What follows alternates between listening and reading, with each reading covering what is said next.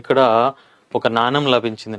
నాగార్జునకొండ లేదా అమరావతి సమీపంలో ఒక నాణ్యం లభించింది, రోమన్ స్థావరాల సమీపంలో. ఈ నాణ్యం పైన ఉన్న బొమ్మ ఏంటంటే మంటల్లో కాలిపోతున్న స్త్రీ. మంటల్లో కాలిపోతున్న స్త్రీ, మంటల్లో కాలిపోతున్న స్త్రీ. మరియు అదేవిధంగా ఆమెను మంటల్లోకి విసురుతున్నట్టు కూడా కొన్ని నాణాలు లభ్యమైనవి. దీన్ని బట్టి ఈ అమరావతిలో నిర్బంధ సతీ సహగమనం, నిర్బంధ సతీ సహగమనం అనేది ఉందని చరిత్రకారుల అభిప్రాయం. మంటల్లో ఒక స్త్రీ కాలిపోతున్న నాణ్యం పైన బొమ్మను బట్టి మనకి ఏం తెలుస్తుందంటే సతీ సహగమనం అనేది ఉంది.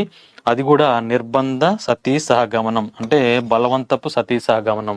బలవంతపు సతీ సహగమనం అనేది అమరావతి శిల్పకళలో లభ్యమైంది. అది ఏ కాలం అంటే ఇక్ష్వాకుల కాలం అని మనం పేర్కొనాలి. ఇక్ష్వాకుల కాలం. సతీ సహగమనం గురించి ఋగ్వేదంలో మరియు పేర్కొన్న బ్రాహ్మణం, అదేవిధంగా గుప్తుల కాలం నాటి భానుగుప్తుడు లేదా సముద్రగుప్తుని యొక్క ఎరాన్ శాసనం, అదేవిధంగా సతీ సహగమనాన్ని నిషేధించిన ఢిల్లీ సుల్తాన్ అంటాడు మహమ్మద్ బిన్ తుగ్లక్. సతీ సహగమనాన్ని రూపుమాపడానికి ప్రయత్నించిన ముఘల్ చక్రవర్తి అంటే అక్బర్ అని చెప్పాలి. మళ్ళీ అదేవిధంగా సతీ సహగమన నిషేధ చట్టం చేసిన గవర్నర్ జనరల్ అంటే విలియం బెంటింగ్ అని చెప్పాలి. దీనికి సహకరించింది రాజా రామ్మోహన్ రాయ్. విలియం బెంటింగ్, రాజా రామ్మోహన్ రాయ్ కృషి ఫలితంగా William Bentinck 1829 December 4 regulation act 17 ప్రకారం సతీ సహగమన నిషేధాన్ని చట్టం చేశారు. ఇట్లా సతీకి సంబంధించిన ఇన్ఫర్మేషన్ మొత్తం మనకు తెలిసి ఉండాలి.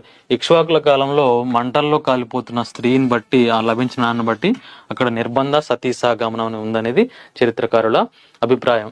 ఇది ఒక ఇన్ఫర్మేషన్. మరి ఇతని కాలంలో బౌద్ధ మతం స్వర్ణయుగం అని చెప్పినాం. దానికి సేవలు చేసిన వాళ్ళు ఎవరెవరో ఒకసారి చూద్దాం.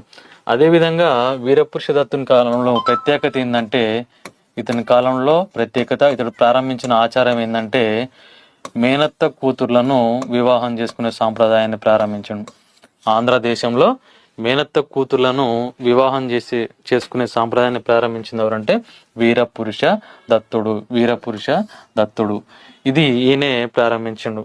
వీళ్ళ కాలంలో అంటే టోటల్గా ఇక్ష్వాకుల కాలంలో విరుగల్ ఆచారం అనేది ప్రారంభమైంది. వీళ్ళ కాలంలోనే శిల్పాలపై లేదా నిర్మాణాలపై శిల్పి పేరు చెక్కడం, అదేవిధంగా డేటు సంవత్సరం వేయడం, తారీఖు సంవత్సరం వేయడం, అదేవిధంగా శాసనాల్లో సంస్కృతం